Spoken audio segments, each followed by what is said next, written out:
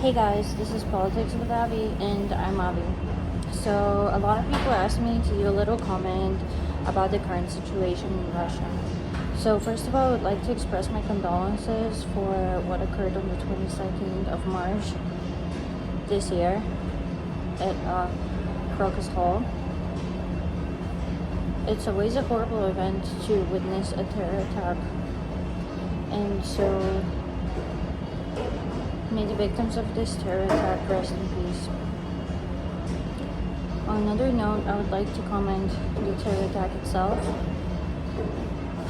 The atrocity of such an occurrence, especially in Moscow, it's outrageous. Not only is it something that nobody expected, but also it is something very uncommon for Russia. Although for the past few decades, there have been consistently terror attacks in different places.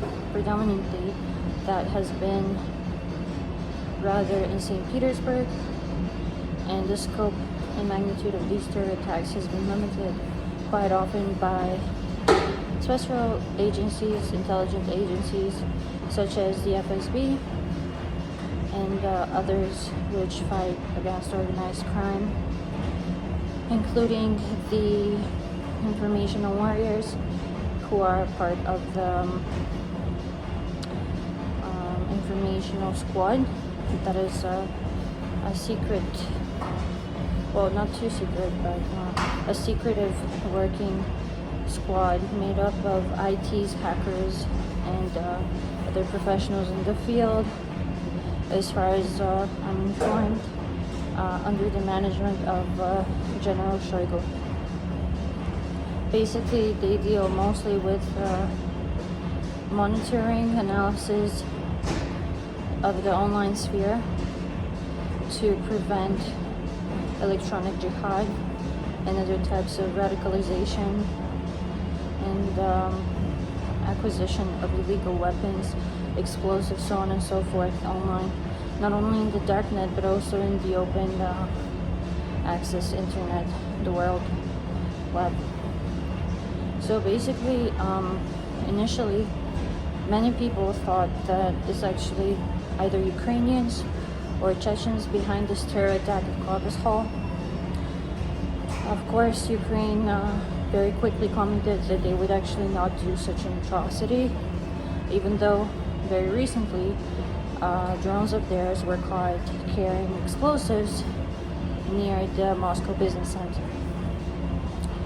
Chechens also would not be participatory in such events because, on the other hand, the Chechen war is over, and even though some claim that there's still a Chechen revolution going on, it's rather for improving the livelihood of the Chechen people, intelligently, intellectually, economically, socially, and not hampering anybody else's life while doing so.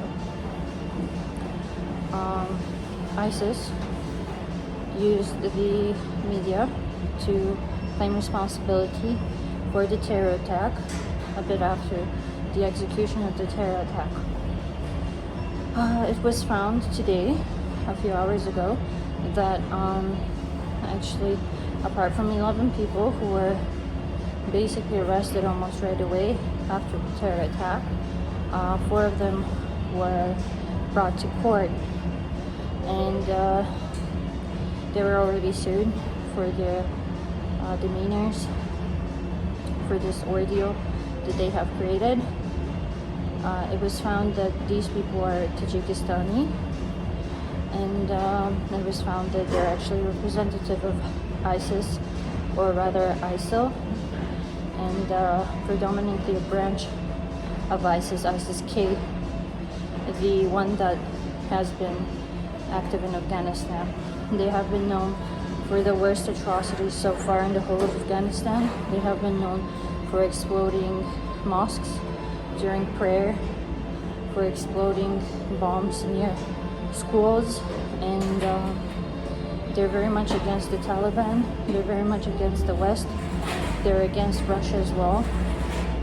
Basically, according to them, everyone is a traitor because they negotiated with the US and even the Taliban are traitors because they're not actually following the Quran. They have been negotiating both with Russia and the US, and according to them, they have hampered their lives, and they think that they have the right to commit terror attacks. Of course, no one has the right to commit terror attacks, and it's disturbing how these people have managed to actually engage in contact with ISIS-K and execute their terror mission. So one of the interesting things in this particular situation with the concert at Crocus Hall on the 22nd is that apparently what has happened is that the guards who were there were unarmed. That is why they were not able to stop the terrorists from attacking, shooting, and then exploding particular places in the Crocus City Hall, which therefore was the reason as to why there were so many victims. Usually, Crocus City Hall is surrounded by police, by military, always armed, by guards who are usually always armed, or do have access to weaponry. So this particular peculiarity of the situation speaks very poorly, and it's a dangerous trend that there would be an insider who has facilitated for them to do this act of terror. Now, the peculiarity also of the terror attack itself is that it has to do with killing of innocent people who went to a rock concert, many of whom children. This type of extremely grotesque, extremely violent act of terror is very typical for Daesh, for ISIL and ISIS. Usually, not even Al-Qaeda, not even Al-Nusra, they do not engage in this type of brutal attack. The whole situation here also revolves around the fact that Moscow is generally not a place that terror attacks would be executed, and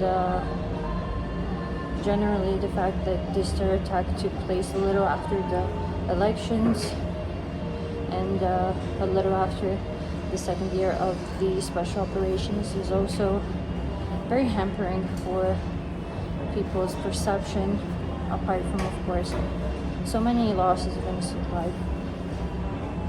I could speak more on the topic since I have actually had the opportunity to be an intern at IDC Herzliya Counter-Terror, and also at Potomac Institute Counter-Terror as well. I have been born and bred with counter-terror for most of my awake life, since my whole family are within the sphere of counter-terror. But for now, I'd like to keep it brief. For anybody who's interested in commenting additionally, I'd be more than happy to read your comments in the comment section below. And guys, let's have empathy for one another. Let's have empathy for these Russian people, just as how we should have empathy for the Ukrainian people. Let's have empathy for the Israeli people, just as how we should have lots of empathy for the innocent Palestinian people who have been dying. We live in a world full of chaos and a lack of order, generally. We live in a very corrupt world that allows for war, that allows for radicalization and extremism to penetrate our societies, that has allowed for terrorism instead of preventing all of these ordeals. So it's very important for us to keep our minds clear, our hearts pure, and to speak to one another with respect. Thank you all.